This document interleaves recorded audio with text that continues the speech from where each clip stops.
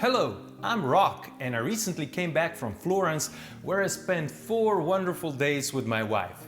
In this video, I would like to explain to you what you need to know before you go to Florence. Florence is the cradle of the Renaissance and it is filled with amazing artworks. The city has about 400,000 people and serves as the capital of the Italian region of Tuscany. By the 1300s, Florence had become a center of textile production, trade and finance, and it was one of the wealthiest cities in the world. Wealth was spent on art and architecture, and that gave birth to the Renaissance, the new art period that focused more on nature and human emotion instead of the Bible. History of Florence is tightly connected with the Medici family. Their wealth and influence originated from the textile industry, as can be seen from their coat of arms that consist of balls of wool. The Medici coat of arms is still present all over Florence and also all over Tuscany.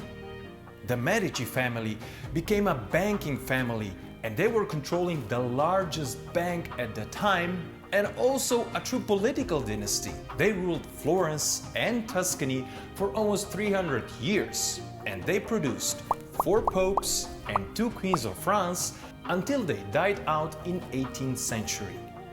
They were known as big patrons of art, science and architecture. Interestingly, Florence was also the capital of Kingdom of Italy before the capital was moved to Rome.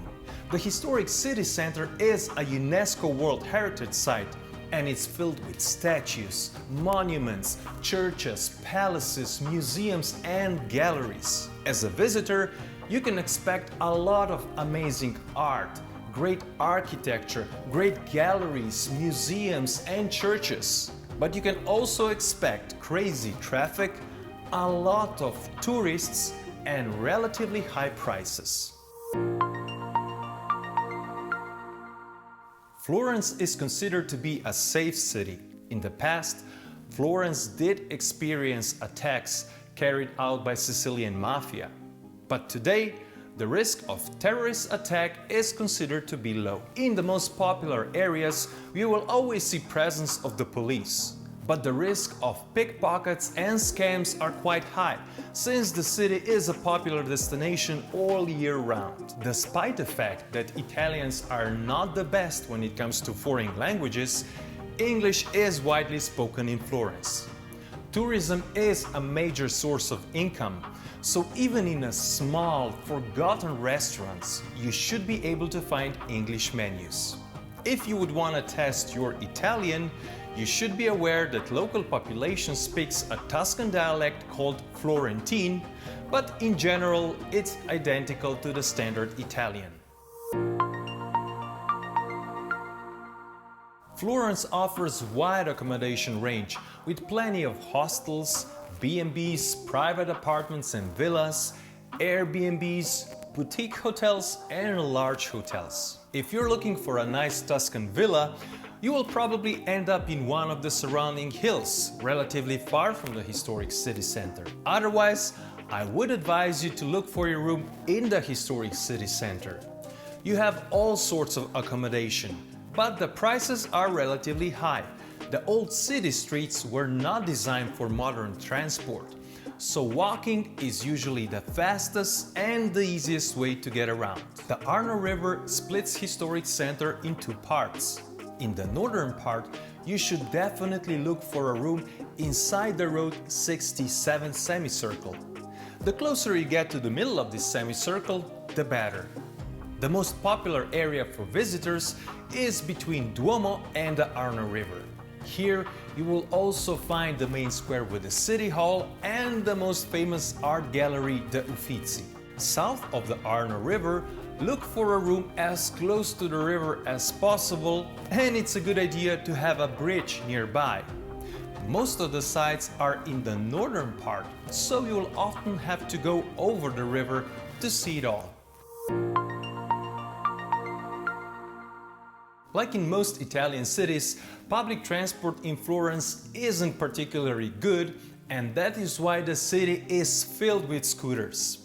The city center is a restricted traffic area, and only residents with permits are allowed to drive there. A restricted traffic area is controlled by the network of video cameras. If you need to get to the pre-booked accommodation, inform the hotel in advance and they will pass on the details of your vehicle to the local city police so you can enter to the restricted area without problems. Florence Airport is called Amerigo Vespucci, and it is situated on the northwest outskirts of Florence, just 4 kilometers away from the city center. The airport is connected with the city center by this new tram connection T2, a bus line that runs to and from the central railway station every half hour, and by taxis. Tramline in Florence has just 2 lines since its construction began in 2005.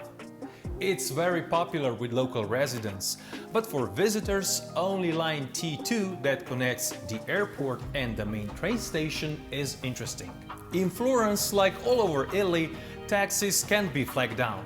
Instead, they are parked at special taxi parking stands in most of the major squares, or they can be requested by phone. If you look for a taxi on a taxi stand, the first one in line should be available. Otherwise, have your hotel or the restaurant call a taxi for you. Be aware that most taxis don't take credit cards, so you will have to have some euros. Taxis in Florence are relatively expensive and tipping is not expected. The minimum fare is 5 euros and usually they charge supplements. I'll talk more about taxi fares in my How Expensive is Florence video. Public bus is the best way to drive around Florence. Sometimes it can be difficult to identify a bus station, but other than that, the buses are reliable and frequent. Tickets can be bought at tabacchi shops or from ticket machines near major bus stops. You can also buy tickets inside the bus, but I would advise you to get tickets before. When me and my wife wanted to buy tickets on the bus, that didn't go too well. The driver told us that the ticket machine is out of paper, so we can't buy a ticket, and he kicked us off the bus. Florence Cathedral, known simply as Duomo, has 4 different attractions: the cathedral itself, the dome, the bell tower, and the crypt. The cathedral itself is free of charge and requires no ticket. But it also has the longest queue to get in. The most famous and spectacular is the 14th century dome, and it's well worth the effort of climbing its 463 steps to the top.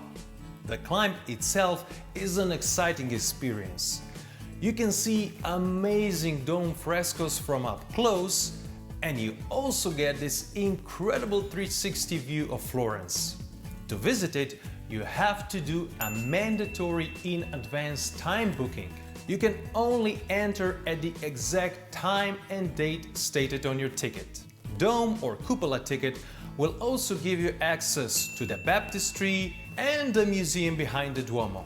If you don't have much time and you've already been on the top of the dome, you can easily skip the cathedral since its interior is not as spectacular as the exterior.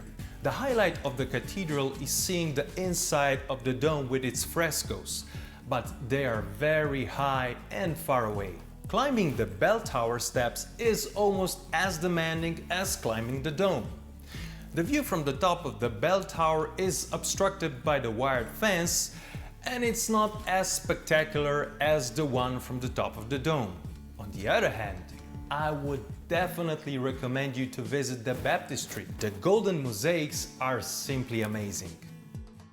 San Lorenzo Food Market offers great experience. On the first floor you can find all sorts of traditional, local and modern high-quality meals all in one place. You can have traditional or modern Tuscan meals, and every time you can try something different. If you like this video, give us thumbs up. If you have any questions, comments, Your own experience, your own recommendations or tips and tricks about Florence, please leave it in the comment section below. And don't forget to subscribe. This way you will help us create more videos like this one. Thanks for watching and see you next time.